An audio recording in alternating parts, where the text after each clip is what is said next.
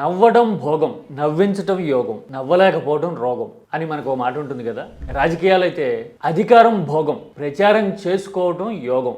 మరి ప్రతిదీ మేమే చేశాము అని చెప్పాలని తాపత్రయపడి భంగపడడం ఒక రోగం అనుకోలేము కదా. భోగం అంటే గుర్తొచ్చింది. భోగాపురం మీద క్రెడిట్ వార్ ఇంత భీకరంగా ఎందుకు జరుగుతోంది? భోగాపురాన్ని కట్టింది ఎవరు, మొదలుపెట్టింది ఎవరు, క్లెయిమ్ చేసుకుంటున్నది ఎవరు? ఈ 3 క్వశ్చన్స్కి ఆన్సర్లేంటో పక్కాగా పర్టికులర్గా తెలియాలంటే మనం ఒక 5 ఇష్యూస్ చూడాలి. ఈ 5 ఇష్యూస్ చూస్తే గనక అసలు వాస్తవాలేంటో, ఎవరి నిజ నైజం ఏంటో అర్థమైపోతుంది. ఇది కేవలం భోగాపురం ఎయిర్పోర్ట్కి సంబంధించిన టాపిక్ మాత్రమే కాదు. ఏపీ రాజకీయాలు from the beginning it self ఎలా నడుస్తున్నాయి అని చెప్పేందుకు ఒక నిఖార్సైన టెస్టిమోనీ, నిదర్శనం ఈ భోగాపురం. ఇంతకీ వాస్తవాలేంటి, ఆ 5 అంశాలేంటో 1 by 1 చూద్దామా?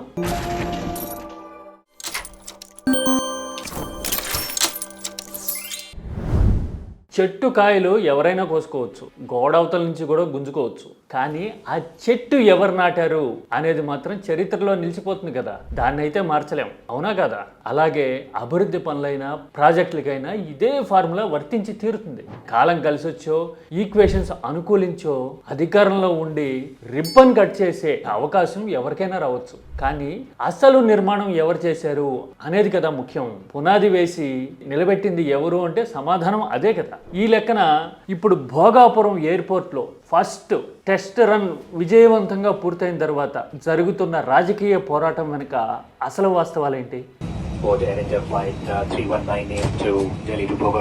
5 ఇష్యూస్ అని చెప్పా కదా, అవేంటో 1 by 1 చూద్దాం. మొదటిది శంకుస్థాపన.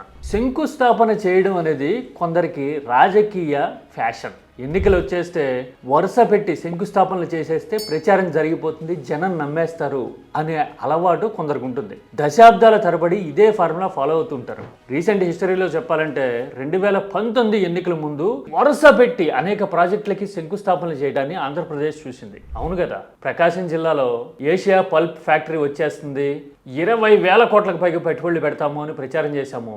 కర్నూలు లాంటి చోట్ల అయితే గనక 3,500 కోట్లతో స్టీల్ ప్లాంట్ వచ్చేసింది అని కూడా ప్రకటించడం కాదు, శంకుస్థాపన చేసాం. నేను కరెక్ట్గానే చెప్పా. కర్నూలే కడప స్టీల్ ప్లాంట్ అనుకున్నారు, కాదు. కడప స్టీల్ ప్లాంట్కి ఒక పక్కన అతిగతి లేకపోగా అప్పటికే 2 సార్లు శంకుస్థాపన చేసి ఉండగా పక్కన కర్నూలులో ఓరవకల్లులో కూడా ఒక స్టీల్ ప్లాంట్కి 3,500 కోట్ల పెట్టుబడి తెచ్చాము అని శంకుస్థాపన చేశారు. అదే వరుసలో భోగాపురానికి కూడా 2019 ఎన్నికల ముందు ఫిబ్రవరిలో శంకుస్థాపన చేశారు. చాలా ఆశ్చర్యకరమైన విషయం ఏంటో తెలుసా?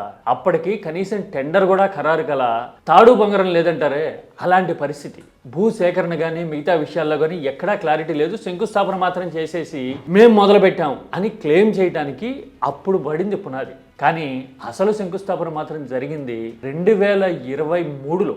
ఎస్, ఇది అంటే ప్రచారం చేసేది వేరు, జరిగేది వేరు. మరి 2023కి ముందు ఏం జరిగిందో తెలిస్తే గనక భోగాపురం ఎవరి సంకల్పమో అర్థమైపోతుంది. శంకుస్థాపన తర్వాత రెండోది అతి ముఖ్యమైనది భూసేకరణ. కొందరు రాజకీయం భూముల చుట్టూ తిరుగుతూ ఉంటుంది. భూసేకరణ సమీకరణ పేరు ఏదైనా కానీ వేల ఎకరాలు సేకరించేసి ఆబగా అనే ఫీలింగ్ ఏదో ఉంటుంది. భోగాపురం ఎయిర్పోర్ట్ విషయంలో కూడా అంతే. ఇనీషియల్గా భోగాపురానికి 5,500 ఎకరాలు కావాలి ల్యాండ్ అని ప్రపోజల్స్ తయారు చేశారు. ఆ తర్వాత ఆ ప్రపోజల్స్ అనూహ్యంగా 15,000 ఎకరాలకు వెళ్ళినాయి. అంతే, జనం గుండె చెరువైంది, గగ్గోలు పుట్టింది, భూసేకరణ మీద పోరాటాలు మొదలైనవి. కానీ ఆ తర్వాత 2019లో ప్రభుత్వం మారిన తర్వాత కేవలం 2,200 ఎకరాల్లోనే భోగాపురం ఎయిర్పోర్ట్ నిర్మాణం పూర్తయింది. ఎస్, ఇప్పుడు భోగాపురం ఉన్నది 2,300 ఎకరాల్లోనే. అంటే ఇదంతా ఎవరు చేశారు? 2019 ఎన్నికల ముందు 15,000 ఎకరాలు అని ఆబగా ప్రకటించేసరికి జనంలో గగ్గోలు పుట్టి హాహాకారాలు వినపడితే ప్రాక్టికల్గా ఇదిగో ఇంత సరిపోతుంది అని ప్రకటించడమే కాదు, 2,300 ఎకరాల్లోనే భూసేకరణ పూర్తి చేసి నిర్మాణాన్ని కొలిక్కి తేవటం అనే ఘట్టం భోగాపురంలో అత్యంత ముఖ్యమైన ఎలిమెంట్. ఇది రెండోది అనుకుంటే, మూడోది ముఖ్యమైనది R&R ప్యాకేజ్. ప్రాజెక్ట్ ఎప్పుడైనా మొదలు పెట్టాలంటే జనం ఏడుపుల మీదో లేదంటే భూ నిర్వాసితుల హాహాకారాలను అణిచిపెట్టో చేయకూడదు కదా. అందుకోసమే ముందు భూ నిర్వాసితులకి ప్యాకేజీ ప్రకటించడమే కాదు, ఆ ప్యాకేజీని ఇంప్లిమెంట్ చేసి పక్కాగా వాళ్ళ కోసం గ్రామాల నిర్మాణం జరిగిన తర్వాతే భోగాపురంలో ఎయిర్పోర్ట్ నిర్మాణ పనులు మొదలయ్యాయి. ఇదంతా 2020-23 మధ్య జరిగింది, ఈ 3 ఏళ్ల కాలంలో. అంటే ఇదంతా ఎవరి టెన్యూర్ అన్నట్టు? ఇది 3వది అనుకుంటే 4వది నిర్మాణం మొదలు కావడం. 2020లోనే టెండర్ ఖరారు చేసి R&R పనులు పూర్తి చేసి పనులు మొదలైంది భోగాపురంలో 2023లో. ఆ సందర్భంగా GMR చేసిన కామెంట్లు ఇప్పటికీ వైరల్ అవుతూ ఉంటాయి. హైదరాబాద్ ఎయిర్పోర్టు శ్రీ రాజశేఖర రెడ్డి గారు ఫౌండేషన్ వేశారు. ఎస్, జగన్మోహన్ రెడ్డి గారు ఈ రోజుని నాకు ఫౌండేషన్ వేయడం అది రెండో సంతోషమైంది నిజంగాను. చూశారు కదా, శంషాబాద్ ఎయిర్పోర్ట్ విషయంలోనూ భోగాపురం ఎయిర్పోర్ట్ విషయంలోనూ GMR చేసిన కామెంట్లు ఇవి బహుశా చరిత్రలో నిలిచిపోతాయి. ఆ తర్వాత 5వది అతి ముఖ్యమైనది స్టిపులేటెడ్ టైం ఫ్రేమ్ ప్రకటించి ఆ టైం ఫ్రేమ్ లోపల పనులు పూర్తయ్యేలాగా అన్ని అమర్చారా లేదా తెలియాలంటే అసలు టైం ఫ్రేమ్ ఏంటో అర్థం కావాలి ముందు. 2026 నాటికి ఇదే భోగాపురం నుంచే విమానాలు ఎగిరే పరిస్థితి వస్తుంది. చూసారుగా, ఎగ్జాక్ట్ టైం ఫ్రేమ్ ఇప్పుడు నిజం కావటం కనబడుతోంది. ఇంత పక్కాగా ఎలా చెప్పగలుగుతారు? 6-7 ఏళ్ల పాటు పునాదుల్లో నీళ్లు తోడడానికే సర్వశక్తులు ఒడ్డి 100 కోట్లు ఖర్చు పెట్టుకుంటున్న రాష్ట్రం కదా మంది. కానీ ఎయిర్పోర్ట్ విషయంలో ఇంత పక్కాగా చెప్పడం ఎలా సాధ్యమైంది అంటే అప్పటికే భూసేకరణ మొత్తం పూర్తి చేసి నిర్వాసితులకి R&R ప్యాకేజ్ కూడా ఇచ్చి అన్ని అనుమతులు, సదుపాయాలు, సౌకర్యాలు కేంద్రం నుంచి రాబట్టగలిగారు కాబట్టి బహుశా అంత పక్కాగా స్టిపులేటెడ్ టైం చెప్పినట్టున్నారు. ఇదే విషయాన్ని కేంద్ర మంత్రి గడ్కరీ ప్రకటన కూడా ప్రూవ్ చేసింది. భోగాపురం ఎయిర్పోర్ట్కి ఎలాంటి సౌకర్యాలు, కనెక్టివిటీ కల్పించబోతున్నాము అని అప్పట్లోనే గడ్కరీ ప్రకటించడం ఇప్పటికీ కనబడుతుంది.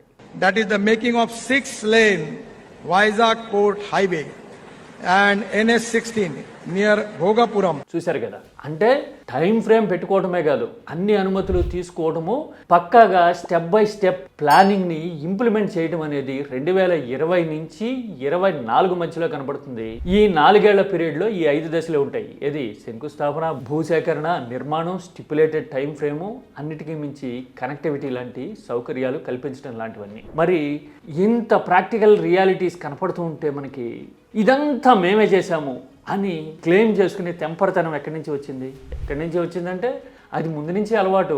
మీడియా బలం ఉంది కాబట్టి మనమే క్లెయిమ్ చేసుకుంటే ఇది కూడా కిట్టీలో పడిపోతుంది, మన ఖాతాలో పడిపోతుంది అనే ఆలోచన.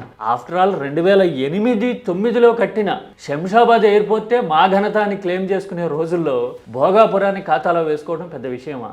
కాకపోతే ఇక్కడ ఒక్కటే పాయింట్, గత 2 దశాబ్దాలుగా 3 దశాబ్దాలుగా ఇలాంటి క్రెడిట్ క్లెయిమ్ చేసే ఎఫర్ట్స్ కొద్దో గొప్ప ఫలించి ఉండొచ్చేమో. కానీ ఇప్పుడు సోషల్ మీడియా జమానా వచ్చిన తర్వాత, వాస్తవాలు ప్రజలకు అర్థమవుతూ ఉన్న తర్వాత, అన్నిటికీ మించి పబ్లిక్ డొమైన్లో ఇన్ఫర్మేషన్ అంతా అవైలబుల్గా ఉన్న తర్వాత వాస్తవాలేంటో ప్రజలకు అర్థమవుతున్నాయి. అవునా కాదా? పైగా ప్రతిదీ మా ఘనతే అని క్లెయిమ్ చేసుకోవాలనే అటెంప్ట్స్ వల్ల ఫలితం లేకపోగా రాజకీయాల్లో ఫ్రిక్షన్ పెరుగుతూ ఉంది ఆంధ్రప్రదేశ్లో. అంతే కదా, దేశంలో ఎక్కడా కనపడదు ఎదుటి వాళ్ళు చేసిన పని కూడా తమ ఘనతాన్ని క్లెయిమ్ చేసుకునే తీరు. మీరు కావాలంటే ఎగ్జాంపుల్ చూపించండి, ఫలానా వాళ్ళు ఇంకెవరో చేసిన పని క్లెయిమ్ చేశారు అని. ఉండదు. ఎందుకంటే ఎవరి ఘనత వాళ్ళదే, టైం ఫ్రేమ్తో ఆధారాలతో సహా అన్ని చరిత్రలో శిలాశాసనాలుగా కనపడతాయి కాబట్టి ఎవరు అలాంటి ఫూలిష్ అటెంప్ట్స్ చేయరు. వేరాజ్ మన దగ్గర మాత్రం ఒకే విషయాన్ని 100 సార్లు చెప్పి జనం మెదడుల్లోకి ఎక్కించేస్తాము అనే అతి విశ్వాసమో, లేదంటే మీడియా మొత్తం మన కోసమే బాకాలు ఊతుంది అనే భరోసాతోనూ ఇలాంటి అటెంప్ట్స్ చేస్తూ ఉంటాం. మొన్న మధ్యనే మనం ఒక మాట చెప్పాం కదా, వాజ్పేయి లాంటి మహనీయులతో కలిసి రాజకీయాలు చేశాము అని. మరి అలాంటి వాజ్పేయి లాంటి మహనీయులు మనకు ఆల్రెడీ చరిత్రలో ఇదే విషయాన్ని చూపించారు. దేశాన్ని ఆశ్చర్యపరచడం కాదు, ప్రపంచాన్ని కూడా నివ్వెరపరిచిన ఘనత పోఖ్రాన్ అణుపరీక్షలు కదా. ఆ అణుపరీక్షల గురించి వాజ్పేయిని అడిగితే ఇదంతా పివి హయాంలోనే మొదలైంది, పునాదులు ఆయనే వేశారు, కాలక్రమేణా అణుపరీక్షలు నిర్వహించే అవకాశం వచ్చినప్పుడు మేము అధికారంలో ఉన్నాం అని వాజ్పేయికి చెప్పడాన్ని చరిత్రలో చూస్తాం మనం.